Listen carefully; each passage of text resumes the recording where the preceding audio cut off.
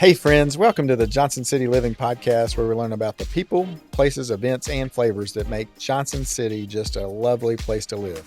I'm your host, Colin Johnson, with the Colin and Carly Group and Keller Realty. If you're interested in buying or selling a home in the area, or if you're looking at investing in a rental property, give us a call at 423-930-8003, and we will look forward to helping you. Now, let's get to today's episode.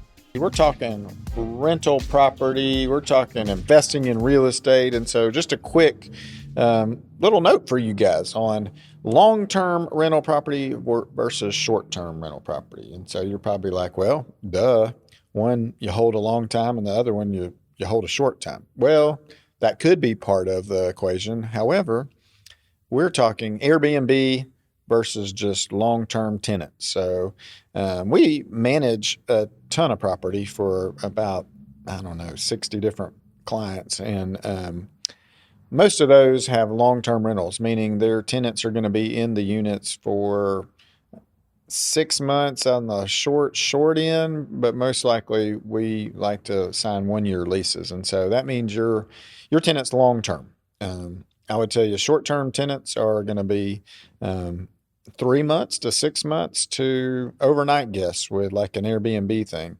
We've got traveling nurses that take some short-term rentals for a little bit longer. But Airbnb is huge in Johnson City. We've got lots of friends who are doing it. They're doing it well.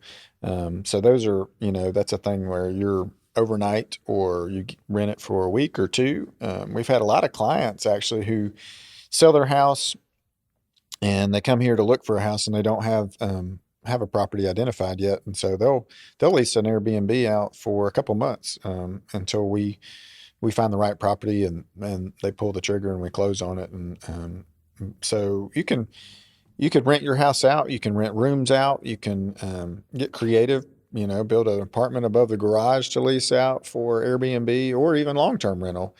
Just depends on where you live, your restrictions against that. There are starting to be more and more restrictions against Airbnbs and say condo complexes and that kind of thing. But it's still we're a great place to come and visit. It's just amazing to me I think I take it for granted sometimes because we've lived here for so long, but lots of people are coming here just to visit, check it out, and then moving here. I know tons of people are moving here because we're just covered up. But yeah, and so long term, if you want to think about that more, you can rent out a house, you can buy apartments, duplexes, quadplexes. Most of those work really well for a longer term lease. It's going to let you be able to kind of forecast your expenses a little bit better than an Airbnb.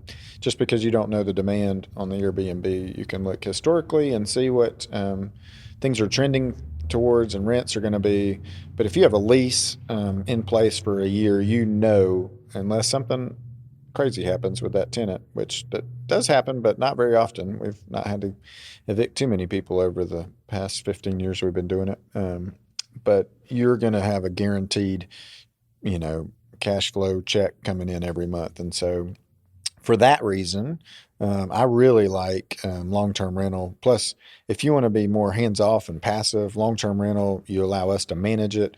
And you literally just get look, some money showed up in my account because we'll just direct deposit it right into your account every month. And so it's a little bit easier for sure. If you want to be more hands-on, I would say Airbnb is probably the way to go. We don't manage Airbnbs yet. We are looking at it and trying to figure out how to do that well.